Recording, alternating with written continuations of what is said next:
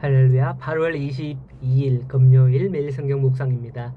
오늘 말씀이 스가랴 14장 12절에서 21절로 이제 오늘 스가랴 마지막으로 묵상을 마치게 됩니다. 본문의 예언은 하나님의 구속사의 완료 상태를 보여줍니다. 하나님의 구속사는 분명하죠. 이스라엘은 구원, 대적들은 멸망입니다. 이런 하나님의 역사를 바르게 보는 안목을 갖추어야 합니다. 그렇지 않으면 무엇이 무조건 이스라엘 편, 하나님 이스라엘은 승리고 대적은 멸망을 예언한다? 이런 의구심이 들 수밖에 없어요. 왜냐하면 스가랴서의 내용을 쭉 한번 읽어보세요. 이스라엘은 구원하겠고 대적은 멸망시키겠다 뭐 이런 거잖아요. 이런 것을 보면서 우리는 의구심이 들 수밖에 없지만은 이 당시에는 몰라도 2500년이 지난 이 시대를 사는 우리들을 보면 과연 이대로 된 게 맞나? 생각될 정도였거든요. 사실 이스라엘이 이 예언처럼 하나님의 친백성이 되어서 다 천국 갔습니까? 오늘날 영화를 누리고 있냐 말이죠. 그렇다고 생각돼요? 아니거든요. 지금도 막 전쟁하고 적하고 있어요. 과연 그렇다면 왜 선지자는 이러한 예언을 했을까요? 그리 되었다면 하는 마음으로 바라는 것을 말하는 걸까요? 성도 여러분, 우리는 이런 하나님의 역사를 바르게 보는 안목을 갖추어야 합니다. 또 우리가 지향해야 할 삶의 방향, 삶의 목표, 지금 걷고 있는 삶의 여정이 이러한 하나님의 궁극적인 목표와 부합한 것인지 돌아봐야 합니다. 사실 이 예언의 말씀을 받은 이스라엘이 이후 전적으로 하나님의 말씀만 신뢰하고 그렇게 살았더라면 어쩌면 이 세상은 주님의 임재로 여호와의 날이 이미 도래했을지 모릅니다. 하지만 그리하지 못했기 때문에 이 예언은 속히 시행하지 못했고 점점 딜레이 된 거죠. 미루어진 거예요. 심지어 말라기 이후 400년간은 여호와께서 전혀 말씀하시지 않고 침묵하는 침묵기가 될 수밖에 없었던 겁니다. 예언도 좋습니다만은 우리가 그러한 믿음의 그릇이 되어야 함을 더욱 중요하다는 것을 기억하시기 바랍니다. 하나님은 12절에서 예루살렘은 칠 그 모든 백성에게 재앙을 내릴 거다라고 하죠. 그들이 살이 썩고 눈이 썩고 혀가 썩을 것이다 저주하며 그들은 연합을 했지만 피차 서로 갈라져서 칠 것이다 라고 합니다.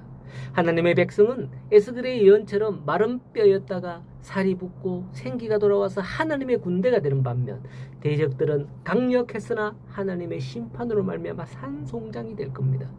열왕기서에 보면 히스기야를 치러 왔던 아수르 사네립 왕의 군대는 하루 성아침에 한 발짝도 다가오지 못하고 하룻밤 사이에 산송장이 되었잖아요. 또 출애굽 시대의 10번째 재앙으로 장자 죽음 재앙이죠. 그거로 말미암아 완강했던 애굽 나라의 장자들은 산송장이 되었습니다. 우리의 심령도 죄로 인해 타락한 심령을 부패했다고 하나님께서는 말씀을 해요. 썩었다는 것은 죄의 심판의 결과로 인한 겁니다. 하나님의 심판입니다. 최후의 심판 때 이와 같이 된다는 것은 어쩌면 지옥의 상황을 거론하는 게 아닌가 싶기도 해요. 천국은 생명수 강가에서 자란 생명나무로 인해서 생기가 솟지만은 그 잎사귀가 뭐 약이 되고 뭐 이렇게 뭐 쭉 요한계시록 마지막에서 말했잖아요. 하지만은 지옥은 메말라 썩어지는 곳입니다. 이러한 가운데 이방인 가운데 구원받는 자들이 있다 라고 말씀하는 것은 참 놀라운 일이 아닐 수 없어요. 16절을 보면 예루살렘을 치러 왔던 이방 나라 중에 남은 자가 해마다 올라와서 여호와께 경배하며 초막절을 지킬 것이다 라고 하죠. 아니 그들이 예루살렘을 치러 올라왔었는데 그들이 보고서 회개하고 구원받았단 말이죠.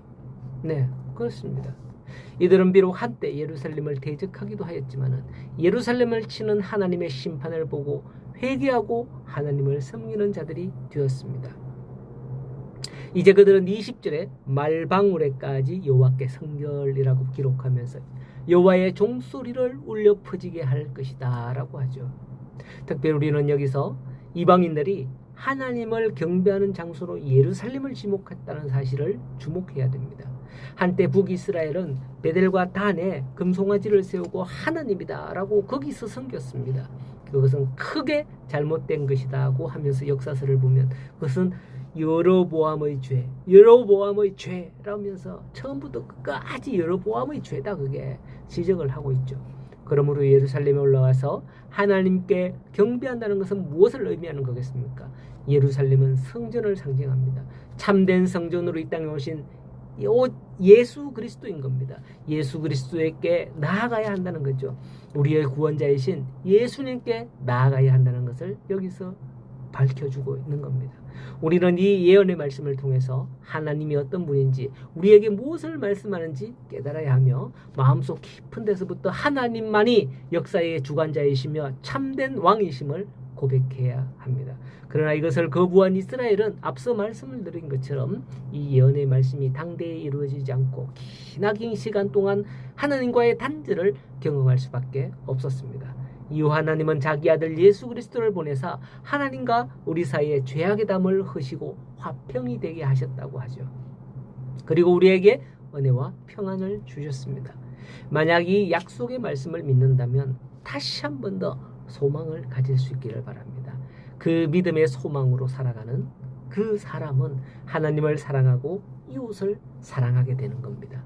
오늘도 이러한 믿음의 삶을 살게 되기를 다짐하고 나아가는 귀하고 복된 우리 성도들, 또 복된 하루가 되시기를 간절히 소원하고 축복합니다.